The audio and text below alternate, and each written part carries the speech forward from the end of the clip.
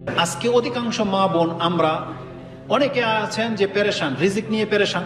কেউ বিয়ে করেছেন, সন্তান হয় না। কেউ বিজনেস খুলেছেন, বরকত পাচ্ছেন না। কারো ফসলের জমিতে ফসলে আপনি আবাদি ভালো পাচ্ছেন না।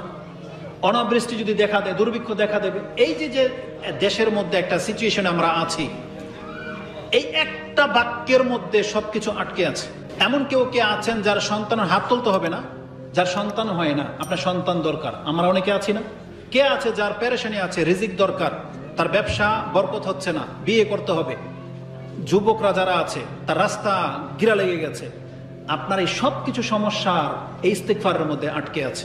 প্রথম রাসূল নূহ আলাইহিস সালাম তিনি তার জাতিকে এই গুপ্ত কথাটা বলে দিয়েছিলেন, আর আল্লাহ এটাকে পুরো জাতির কাছ থেকে প্রচার করে করে করে করে একবারে কোরআন পর্যন্ত এনেছেন, যে আল্লাহ সুবহানাহু ওয়া তাআলা পুরো পৃথিবীবাসীকে আল্লাহর গায়েবের কথা জানিয়ে দিয়েছেন যে তোমার রিজিক আটকে আছে ইস্তিগফারের মধ্যে।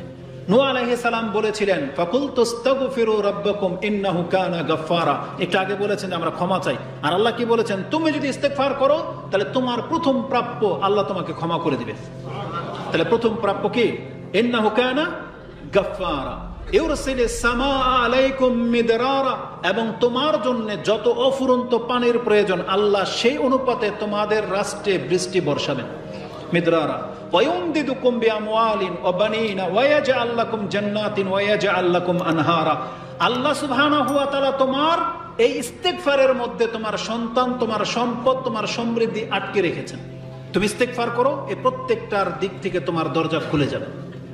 এই জন্য যার যেটা প্রয়োজন আপনি ইস্তিগফার করেন। দেখেন তো পাপটা কোন দিকে আছে, ওই পাপটাকে শুধু থামিয়ে দেন, আর আল্লাহর কাছে বলেন ইস্তিগফার করেন, আস্তাগফিরুল্লাহ আস্তাগফিরুল্লাহ আস্তাগফিরুল্লাহ। কোরআন হাদিসের কথা অনেক সময় অনেকের অন্তরে যায় না, বাস্তবিক প্রেক্ষাপট কিছু কথা তার অন্তরে ঢোকে। আমি জানি না এটা কোন কিতাবে আছে, তবে আমাদের শেখদের কাছ থেকে শোনা, আহমদ ইবনে হাম্বল রাহিমাহুল্লাহর জীবনী থেকে তারা একটা কোট করে থাকেন যে তিনি কোনো এক সফরে, তিনি রাতে একা সফরে অবস্থায় আছেন, তিনি রাতের বিশ্রামের জায়গা ঢুঁড়তেছেন, খুঁজতেছেন। এক পর্যায়ে তিনি এক মসজিদে গিয়ে আশ্রয় নিলেন, কিন্তু মসজিদের খাদেম তাকে মসজিদে শুইতে দিল না, বলতেছেন এখানে অনুমতি নাই। তারপর তিনি কিছু বলেন নাই, বারান্দায় শুয়েছেন, বলছেন এখানে অনুমতি নাই। তারপর তিনি চুপ করে হাঁটা ধরেছেন, কোন জায়গায় তার রাতের স্থান তার হচ্ছে না। তিনি চলতে চলতে বাজারের এক কর্নারের একটা রুটির দোকানদারের সামনে গিয়ে দাঁড়িয়েছেন। তখন বললেন যে আমার তো রাতের থাকার ব্যবস্থা হয় না, এই জন্য যাচ্ছিলাম। তখন তিনি বলেছেন যে আমি তো সারা রাত কাজ করবো, এই যে আমার খাট আছে, আপনি এখানে শুয়ে থাকতে পারেন, আমার কোনো সমস্যা হবে না। তাহলে আহমদ ইবনে হাম্বল তার খাটে শুয়ে আছেন আর শুনতেছেন যে এই ব্যক্তি রুটির ময়দা মলতেছে এবং বলতেছে আস্তাগফিরুল্লাহ আস্তাগফিরুল্লাহ আস্তাগফিরুল্লাহ।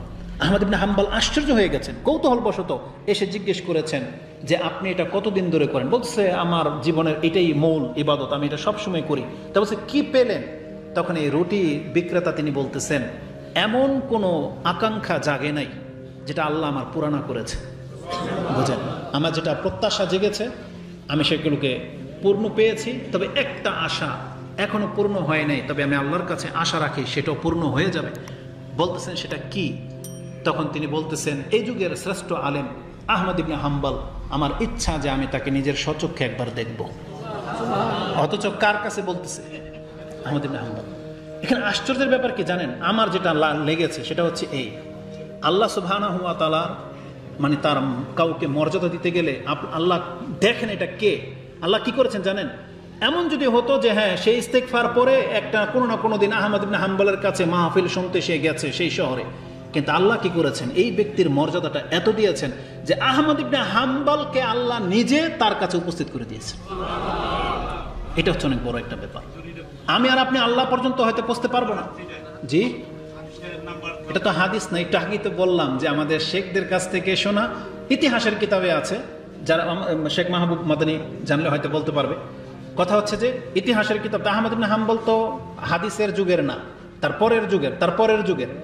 তো কথা হচ্ছে যে বাস্তবিক যে জিনিসটা ইতিহাস থেকে যেটা বর্ণনা করা হয়ে থাকে, তার মানে কোরআনের সাক্ষী। কারণ আল্লাহ কি বলেছেন যে আল্লাহ সুবহানাহু ওয়া তাআলা আপনাকে রিজিক দেবে, সন্তান দেবে, সমৃদ্ধি দান করবে, তো ইস্তিগফারের মধ্যে সেটা নিহিত রয়েছে।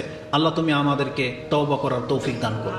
আল্লাহ তোমার কাছে যেন আমরা ক্ষমা চাইতে পারি প্রতিনিয়ত। আল্লাহ এই ইবাদত করার তৌফিক তুমি আমাদেরকে দান করে দাও। যেভাবে রাসূলুল্লাহ সাল্লাল্লাহু আলাইহি ওয়াসাল্লাম প্রতিনিয়ত ইস্তিগফার করতেন, এজন্য আমাদেরকে অধিক মাত্রায় আল্লাহর কাছে ইস্তিগফার করতে হবে। এই ইস্তিগফার আমাদের সব দিক থেকে উপকার করতে পারে। আল্লাহ তুমি আমাদেরকে কবুল করো। সুবহানাকাল্লাহুম্মা রাব্বানা বিহামদিকা আশহাদু আল্লা ইলাহা ইল্লা আনতা আস্তাগফিরুকা ওয়া আতুবু ইলাইক। কে আছেন 1000 টাকা দিয়ে কিয়ামতের মাঠে এক পারার সাথে উঠবেন? বলতেছে কে আছে 1000 টাকা একজনে দিল। বলতেছে কে আছে 1000 টাকা দিয়ে দ্বিতীয় পারার সাথে কোরআনে উঠবেন? আল্লাহ তাকে 2 পারার জন্য কবুল করে নাও। এবার বলতেছে, বলতে বলতে 30 পারা বিক্রি করে দিল 30,000 টাকায়। বোঝেন কথা? আমি আমার ব্যক্তিগত কিছু জীবনের ঘটনা আপনাকে বলি। আমরা তো মাহফিল করি না, আর প্রায়গুলো আহলে হাদিস অঞ্চলগুলোতে যাওয়া হচ্ছে। আমি দেখেছি ওই টাঙ্গাইলে আর ময়মনসিংহ একজন ব্যক্তি আছে, আমাদের এক ভাই, যিনি ওয়াজ মাহফিল করে, তাকে কালেকশনের জন্য নিয়ে আসা হয়। আচ্ছা, আপনি একটা জিনিস বোঝেন তো, ওয়াজ মাহফিল হয় উপদেশের জন্য, এক্সট্রা একটা বক্তা কেন লাগে কালেকশনের জন্য? কেন লাগে? কারণ কমিটির লোক ভালো করে জানে, আমি মাহমুদ বিন কাসেম যদি কোরআন হাদিস আপনাকে বেটেও খেলে দেই না, 10 টাকাও বেরোবে না। কিন্তু ওই যারা কালেকশনের বক্তা তারা কি করে জানেন? দেখেন কি করে। হানাফিদের কথা বাদই দেন, যে নিজেকে কোরআন সুন্নাহর দাবি করে তার চরিত্র দেখেন। সে বলতেছে কে আছেন 1000 টাকা দিয়ে কিয়ামতের মাঠে এক পারার সাথে উঠবেন? বলতেছে কে আছে 1000 টাকা একজনে দিল। বলতেছে কে আছে 1000 টাকা দিয়ে দ্বিতীয় পারার সাথে কোরআনে উঠবেন? আল্লাহ তাকে 2 পারার জন্য কবুল করে নাও। এবার বলতেছে, বলতে বলতে 30 পারা বিক্রি করে দিল 30,000 টাকায়। বোঝেন কথা? 30,000 টাকা উঠে গেল। 30 পারার সাথে আপনি কিয়ামতের মাঠে সাহেবে কোরআন হয়ে উঠবেন। ধর্মটাকে কি তামসা পেয়েছেন? তামসা। আপনি কোরআন পড়েন না 1 পৃষ্ঠা, আর কিয়ামতের মাঠে আপনি 1 পারার সঙ্গী হয়ে উঠতে চান? এত সহজ দুনিয়া। আপনি কি জানেন এটার মর্যাদা কত? কোরআনের সঙ্গী হওয়ার মর্যাদা কত? এটা আপনাকে কোরআন পড়ে হতে হবে, কোরআন দিয়ে জীবন গড়ে হতে হবে। ইমাম ইবনে মাজাহ তিনি তার মুকাদ্দমার মধ্যে 215 নম্বরে হাদিস এনেছেন। রাসূল বলেছেন, ইন্না লিল্লাহি আহালিনা মিনান নাস, নিশ্চয়ই মানুষের মধ্য থেকে কতক ব্যক্তিকে আল্লাহ নিজের পরিবারের লোক বলে ঘোষণা করে দিবেন কিয়ামতের মাঠে। কালু মান হুম ইয়া রাসূলুল্লাহ? আল্লাহর পরিবারের লোক, যে আল্লাহ কোনো সঙ্গিনী গ্রহণ করেন নাই। মানে আল্লাহ চেয়েছেন যে আমি নিজে পরিবার বানাবো না, তবে আমার বান্দাদের মধ্য থেকে, আমার এই গোলামগুলোর মধ্য থেকে এমন কিছু ব্যক্তি আছে যাদেরকে আমি কিয়ামতের মাঠে ঘোষণা করে দেব এরা আমার পরিবার। মান হুম ইয়া রাসূলুল্লাহ? তারা কারা? রাসূল বলেছেন সাহিবুল কোরআন, তারা হচ্ছে আহলুল কোরআন। আহলুল কোরআনি আহলুল্লাহি ওয়া খাসাতুহু, যারা কোরআনের সঙ্গী তারাই হলো আল্লাহর পরিবার, তারাই হলো আল্লাহর খাস লোক। এটা ইমাম ইবনে মাজাহ কোট করেছেন। তাহলে আহলে কোরআন হতে চান 1000 টাকা দিয়ে এক পারা কিনা? এত সহজ বিষয়টা? নাকি যেই ব্যক্তি কোরআনের সাথে লেগে থাকবে, কোরআন দিয়ে জীবন গড়বে, কোরআনটাই হচ্ছে যার জীবন, সেই ব্যক্তি হচ্ছে আহলুল কোরআন, আহলুল কোরআন। সেই ব্যক্তি হচ্ছে আল্লাহর পরিবারের লোক। আর সে 30,000 টাকায় 30 পারা বিক্রি করে দিল। আর এই নির্বোধ শ্রোতা যে কোরআন হাদিস বললে টাকা দেয় না, এইসব কথা বললে আবার ঠিকই টাকা দেয়, আবার নাম ধরে ধরে বলে টাকা দেয়। এমনটা কেন হবে? এই জন্য আমরা কালেকশনের বক্তা হইতেই পারলাম না। হাদিস শুনিয়ে দিয়েছে 3টা, তারপরে বলে আমরা কালেকশনের বক্তা হইতেই পারি না। তারপর আমাদের চেহারা দেখে আপনাদের 10 টাকা বেরোয় না। কালকের ঘটনা, এই ঠিক মসজিদের মধ্যেই, এই যে কিশোরগঞ্জ, ছোট্ট একটা মসজিদ, এতটুকু হবে, 4টা মাত্র গিরিল, 4টা গিরিল। জানেন শেষ পর্যন্ত কি করতে হয়েছে? এটা এখন বলে দিলে এখন বলবেন যে লোক দেখানো কথা হয়ে গেল। বাধ্য হইলে আমি বলতে, একটা গিরিলের টাকা আমাকে দিয়ে আসতে হয়েছে, তারপর 3 টাকা উঠছে। বোঝেন? এখন কি আপনারা কি এখানে এটাই চান যে তাহলে আমি দিয়ে শুরু করি?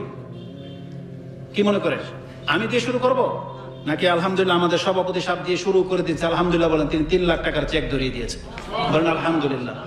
আল্লাহ সুবহানাহু ওয়া তাআলা তার দানকে কবুল করুন, এবং আল্লাহ সুবহানাহু ওয়া তাআলা তার মতো অন্যান্য পয়সাওয়ালাদেরকে এরকম অন্তর খুলে দান করার তৌফিক দান করুন। আমিন। জি, আর কিছু বলবেন? আমি যে কথাটা আপনাকে বলতেছি, আপনি কি কথাটাকে হালকা ভাবে নিয়েছেন? যেমন ইস্তেগফার, আপনি যে আল্লাহর কাছে বলবেন আস্তাগফিরুল্লাহ, এই কথাটার ওজন আমি জাস্ট বোঝাতে চেয়েছিলাম, কিন্তু এই সব কারণে কিন্তু আসলে হয় না। জানি না যে এটা কেন। আপনি কথাটা গুরুত্বের সাথে একটু নেন। ইস্তেগফার যে আপনি মুখে বলবেন আস্তাগফিরুল্লাহ, এটা হলে কি হবে জানেন? আজকে অধিকাংশ মা বোন আমরা অনেকে আছেন যে পেরেশান, রিজিক নিয়ে পেরেশান। কেউ বিয়ে করেছেন, সন্তান হয় না। কেউ বিজনেস খুলেছেন, বরকত পাচ্ছেন না। কারো ফসলের জমিতে ফসলে আপনি আবাদি ভালো পাচ্ছেন না। অনাবৃষ্টি যদি দেখা দেয়, দুর্ভিক্ষ দেখা দেবে। এই যে দেশের মধ্যে একটা সিচুয়েশন আমরা আছি, এই একটা বাক্যের মধ্যে সবকিছু আটকে আছে। ইস্তেগফার। আল্লাহ সুবহানাহু ওয়া তাআলা কোরআনে দেখেন আমাদের সবকিছু পুঙ্খানুপুঙ্খ জানিয়ে দিয়েছেন, কিন্তু আমরা সেই কথাগুলোকে গুরুত্বের সাথে নেই না, গুরুত্বের সাথে নেই না। আরবিতে একটা প্রবাদ বাক্য আছে যেখানে বলা হয় তারজুন নাজা অলাম তাসলিক মাসালিকাহা আখিল করিম ফাইন্না সাফিনাতা লা তাজরি আলা ইয়াবাসিন। তুমি চাচ্ছ নাজাত, কিন্তু তুমি নাজাতের রাস্তা ধরতেছো না। তুমি জেনে নাও নৌকা কখনো শুকনায় চলে না। এটা একটা আরবি প্রবাদ বাক্যে বলা হয়। আমরা এখানে যারা আছি, আপনারা বলেন তো দেখি, আল্লাহ আপনাকে আমাকে ক্ষমা করে দেখ, এটা কি চান? সবাই চাই। এটা আমাদের প্রথম প্রাপ্য যে আল্লাহ আমাকে ক্ষমা করে দেখ।